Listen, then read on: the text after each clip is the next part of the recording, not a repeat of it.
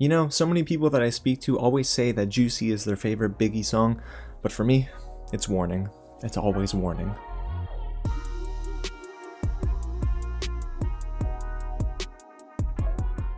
What's going on, you guys? James here with another real review, and today we're diving into the Netflix original documentary Biggie, I Got a Story to Tell. It releases today. Thank you so much to Netflix and the team over there for sending me a screener link for a review. It's directed by Emmett, Malloy, and it celebrates the life of Biggie by bringing in his mother, P. Diddy, D-Rock, and so many other of his childhood friends to talk about who he is as a musician, but who he is as a person. See, that's the thing, and it's one of the things we'll talk about, of course, that I loved about the documentary, is that it brought in so many different perspectives and allowed me to get an understanding of him that I never had before. But guys, before we dive into what worked and what didn't work in this documentary, if it is your first time here at the channel, welcome to Real James, where I talk about movies like this all the time. So if you don't want to miss out, go ahead and hit the big red button below, subscribe to the channel, and tap on the bell so you'll be the first one in the comments. And go ahead and smash that like button, guys. And speaking of comments, let me know which Biggie song is your absolute favorite. You already heard mine. It's Warning. Alrighty guys, so let's get into it. This documentary is nearly 2 hours long. It comes in at 1 hour and 37 minutes. The runtime is not an issue here,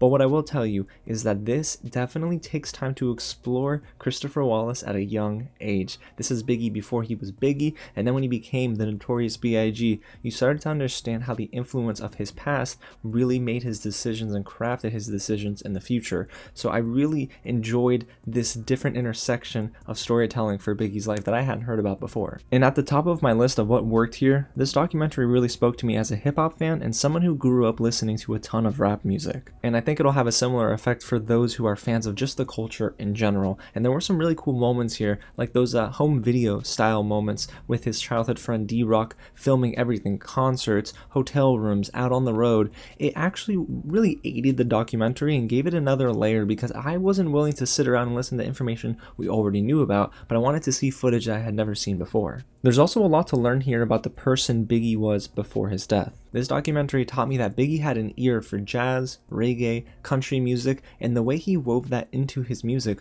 was really impressive. There's one segment here that breaks down Biggie's cadence and flow, and it really blew me away. These moments are clearly and by far the best of the entire documentary. Also, Biggie could sing. Biggie could sing. But the number one thing this documentary does the best is explain his relationship with his mother and his close friends, who he dubbed Junior Mafia. Now, it surprised me to learn that Biggie's mother wasn't a fan of his music. She didn't like the swearing, the profanity, and of course, a lot of the things that her son did at a young age. But you can tell there was some raw emotion that she showed when speaking about her son's success later on in his life, and I thought it was beautiful. It really did encapsulate exactly what the documentary was trying to express, which is Biggie did things, right? He got into some trouble, but his life inspired others, and it made his mother proud.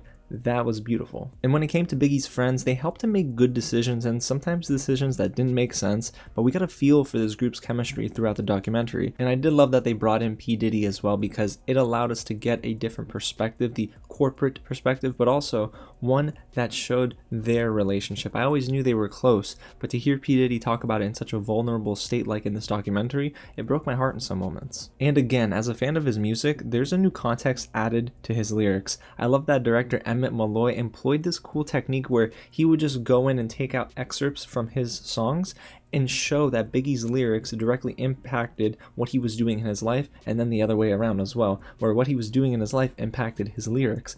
And it was really interesting. I love that filmmaking technique. And speaking of filmmaking techniques, guys, there were some beautiful bits of cinematography in this documentary where we would showcase Jamaica, you know, Christopher Wallace's roots, and then it would show us some awesome parts of Brooklyn, and it just looked so beautiful. So director Emmett Malloy gets a lot of credit for making this documentary feel fresh, but there are some things about this documentary, guys, that did not work for me. The organization overall really is muddy, and unfortunately it begins to drag as Biggie, I Got a Story to Tell gets closer to the end of this hour and 37-minute runtime. It almost felt like the documentary got kind of stuck in the mud when talking about Biggie dealing crack. I think the director focused way too much on that and unfortunately rushed through his relationship with Tupac and things that happened later on in his life.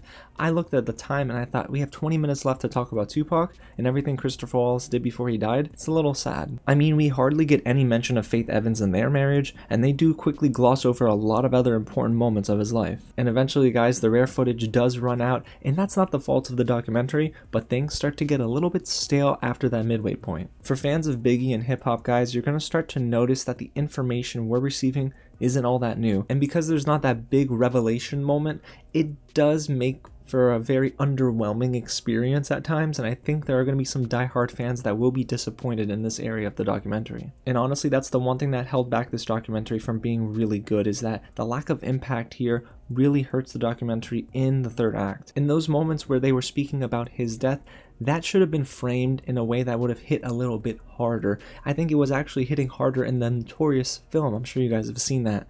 And here, with the raw footage, right, we should have been able to feel that bit of emotion bleed through the screen, but it never got there for me, and that's a huge disappointment, and it made this documentary feel a little underwhelming once the end credits ran. So overall, you guys, Biggie, I Got a Story to Tell does provide some new information, a fresh approach to his story, and allows us to understand his complex life. Even though it didn't execute very well 100% of the way, I do think that there are different techniques that director Emmett Malloy, he employs that really helps the documentary get to another level, but I think it could have stayed at that other level if we didn't get those moments where it really dragged along. And that's the biggest disappointment for me, is that everything felt a little stale, guys. That should not be the one word that came to mind when I watched this documentary, but once we get to the end, when we're at that finish line, I thought, man, there was a little bit more that this documentary could have produced. For those who love hip-hop, I do think that there's enough here for you to pick at, for you to enjoy your time with this Netflix documentary, and I don't think you'll walk away disappointed,